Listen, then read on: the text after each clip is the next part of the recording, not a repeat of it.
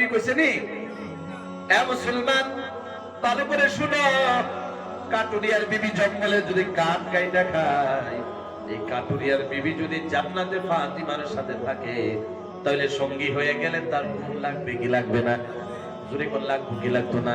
আমরা তো বিয়া করাই অনেকগুলা গুণ দেখা, একটু খাড়া হইলেও চলতো না, সুন্দর লাগতো, কালা হইলে চলতো না, পড়ালেখাও লাগতো, বিয়ে পাস না হইলে তো ছেলেরে বিয়েই করাইতাম না। আছে না নাই? জোরে কথা। কয়দিন লক্ষ্মীপুরে বয়াতে গেলাম, আমারে তারপরে দিন ফোন করে কয় গোলাঘাটি মানুষ তো ভাবছে আমাদের দিকে তো অনেক লেখাপড়া মানুষ আছে, তো ভাবছে কি আমি পাশ যদি কোনো মহিলা থাকে, যদি মেয়ে থাকে, আমার ফোন করে কয় আপনার লোক দেখা করছিলাম, আপনার মনে আছে না নাই জানি না, আমি আপনারা ফোন দিয়েছি লক্ষ্মীপুর থেকে, আমার ছেলেটা এমএ পাস, আমি একটা এমএ পাস পাত্রী বুঝতেছি। দেখছেন তার সোর্স কত পর্যন্ত গেছে? হাই হাই, 2 দিন পরে শ্বশুর লাথি মেরে ফলায় দিব, ঠিক না? যদি অনেক খারাপ লাগছে না? এ বাবাজি, অনেক শিক্ষিত মানুষ আছে। গতকালকে বয়ানে গেলাম, ফজরের নামাজে জেগে উঠলাম, সেকেন্ড ইয়ার পাস, আপনারা শুনছেন, শিক্ষিত মানুষের ভিতরে অনেক দিন বলি আছে। আমি কালকে নামাজ পড়ার জন্য ফজরের টাইমে উঠলাম, আমি সকাল 8টার সময় আপনারা ওইদিকে ট্রেনে ফজর থেকে আসবো, আমি ফজরের টাইমে নামাজে ওইদিকে ওঠার জন্য আমি হাজতের জন্য চলে গেলাম। আমার বিশ্বাস যে বাড়ির মধ্যে গেলাম, একটাই বউ ওই বাড়ির মধ্যে, একটা ছেলে বিয়ে করছে, 2টা ছেলের ভিতরে কোন মেয়ে মানুষ নাই, খালি একটা ছেলে বিয়ে করছে, মাস্টার ছেলেটা, কিন্তু প্রাইভেট স্কুলে পড়ায়। ওই মেয়েটা ওই বাড়ির মধ্যে বিয়ে হয়ে আইছে, বাড়ির মধ্যে মা আর এই বউটাই আছে, মেয়ে মানুষ আর কেউ নাই। আমি পরিবেশ দেখা বুঝ জ্বালাইছি, আমি ভাবছিলাম ফিশারির মধ্যে অজু করে আইসা যায়, কারে ডাক দিয়ে দিব, ফজরের টাইমে ডাক দেওয়ার তো চান্স নাই। আমি মনে মনে ভাবলাম যে ঘরের মধ্যে আমি আসছি, এই ঘরের মধ্যে যদি আমি ফিশারিতে অজু করি, মনে সাক্ষ্য দেই পারা যায় না। আমার মন বলে হাজত দিকে যাওয়ার পরে পানি রেডি ভাই, মুসলমান। আমি যখন হাজত পুরা করে গেলাম, যাওয়ার পর যখন দরজা দিয়ে ঢুকি, দরজার সাইডে দেখলাম এক চোখ গরম পানি। আল্লাহু আকবার, জোরে বলেন আল্লাহু আকবার। যেটা খুব গাবার কথা, এটা তো গাই দিলাম, ঠিক কিনা? জোরে বলেন। এ মুসলমান, আমি কেন বলছি জানো নি? আরে শিক্ষিত মানুষের ভিতরে, জেনারেল শিক্ষিতের ভিতরে এমন দিনই মহিলা পাওয়া যায় কি যায় না? যদি দিন ভিতরে না থাকবো, হুজুরের দরজার শব্দ শোনার সাথে সাথে বিছানা ছাইরা দিয়ে গরম পানি বানাইয়া জগ দিয়া হুজুরের জন্য ওজুর পানি রাইখা দিছে, বিশ্বাস করো রে ভাই, এই ঘরটার মধ্যে রহমতের ফেরেশতা 24 ঘন্টা হাজির। আর জোরে কন্যা সুবহানাল্লাহ। তাহলে মুসলমান ইমানদার লম্বা করি না, হযরতে ফাতিমা ডেকে ডেকে বলে, আব্বা আমার সাথে যে জান্নাতে যাবে, কাঠুরিয়ার বিবি, এটা কেমনে সম্ভব হয়?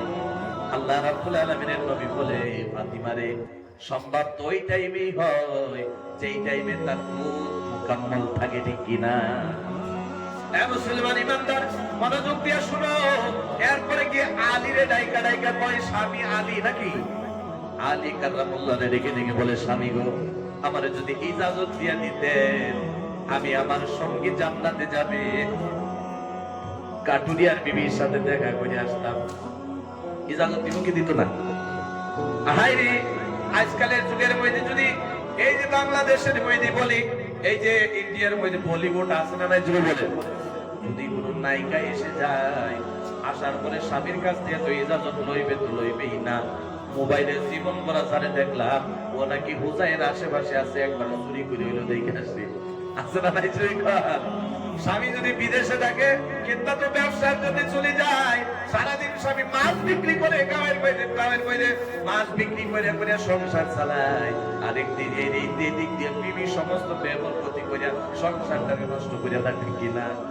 এ মুসলমান ইমানদার, কথা বললে আপনারা রাগ করবেন, ভালো করে শুনেন। এ মুসলমান, আলীর কাছ থেকে ইজাজত নিয়ে জঙ্গলে চলে গেছি। যাওয়ার পর দরজার মধ্যে গিয়ে টুকটুকানি দিল, টুকটুকানি দিয়া ডাক দিয়ে বলে, আমি আল্লাহ রাসূল সাল্লাল্লাহু আলাইহি ওয়াসাল্লামের খাতুনে জান্নাত ফাতিমাতুজ জাহরা, আমি আপনার দরজার সামনে হাজির হয়ে গেলাম। আমি আলী কারামুল্লাহর স্ত্রী, আমি সবচাইতে দামি হাসান হুসাইনের মা। সুবহানাল্লাহ। দরজার সামনে দাঁড়ায় গেলাম, কথা লম্বা হয়ে গেছে, অসুবিধা আছে নি? এ মুসলমান, ফাতিমার সাথে যিনি জান্নাতে যাবে, এই মাইকের আওয়াজ আমার মা বোনেরা শিখে দেখ, ঠিক কিনা? আপনারাও শিখে নেন, বাড়িতে গিয়ে পৌঁছায় দিবেন। রাজি আছি না নাই? আবার এই কথাগুলো শোনার পরে পজিটিভলি যদি নেগেটিভ বানায়, সকালে একবার ফিরান, বিকালে ফিরান, অসুবিধা আছে না নাই? হ্যাঁ মুসলমান ইমানদার, এরপরে টুকটুকানি দিয়ে দিল। টুকটুকানি দেওয়ার পর ডাক দিয়া যখন এই অ্যাড্রেসটাই খবরটা দিল, ভিতর থেকে কিসের আওয়াজ আসছে জানেননি? ভিতর থেকে আওয়াজ আসলো, আপনি ফাতিমা হইতে পারেন, আপনি আল্লাহর নবীর মেয়ে হইতে পারেন, আপনি আলী কাররামুল্লাহর স্ত্রী হয়ে যেতে পারেন, আপনি হাসান হুসাইনের মা হয়ে যেতে পারেন, কিন্তু শুনে নেন, আমার স্বামী জঙ্গলে কাঠ কাটতে গেছে, আমি বিনা ইজাজতে আপনি ফাতিমার সাথে দেখা করতে পারি না। সুবহানাল্লাহ। এটা মহিলাই তো নাকি? মহিলা মহিলার সাথে দেখা করবে, অসুবিধা আছে নি? মুসলমান ভালো করে শুনতে লাগবে রে ভাই।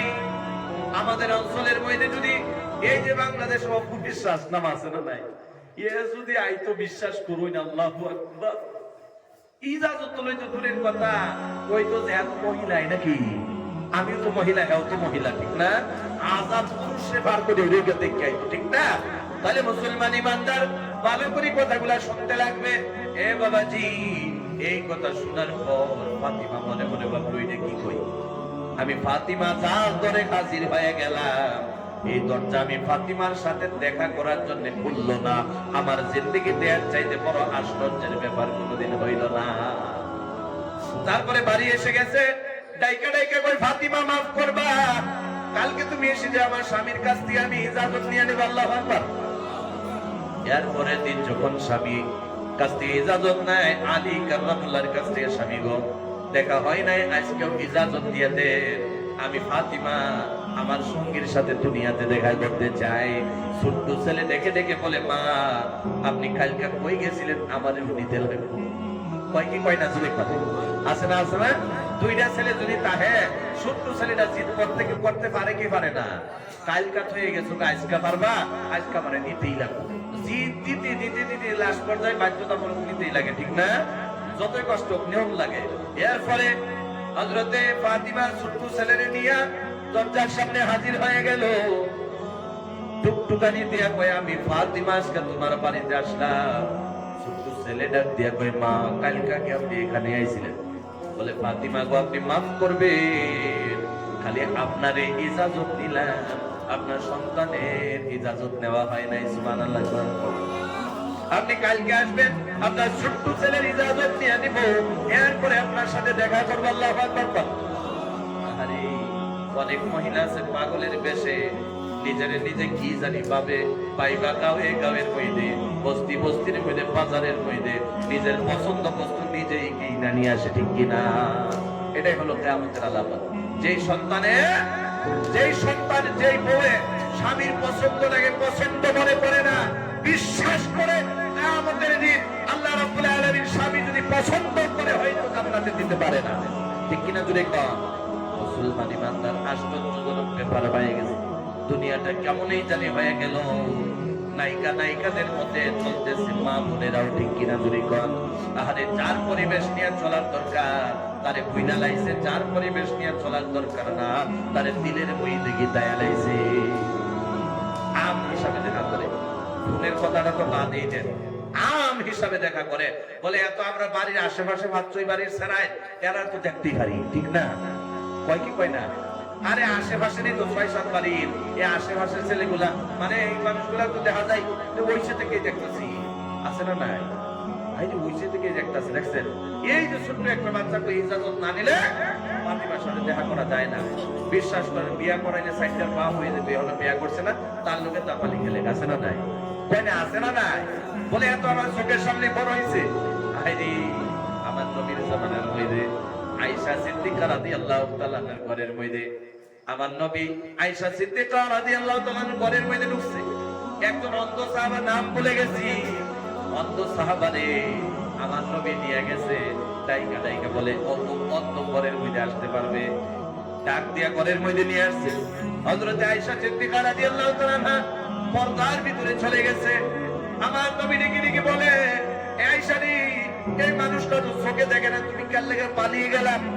বলে, স্বামী গো, এই সাহাবী তো চোখে দেখে না, কিন্তু আমারে তো আল্লাহ বন্ধু বানায় নাই, আমি তো ওই মানুষটারে দেখতে পারবো, এটা তো আমার পক্ষে সম্ভব হয় না। কোন সুবহানাল্লাহ।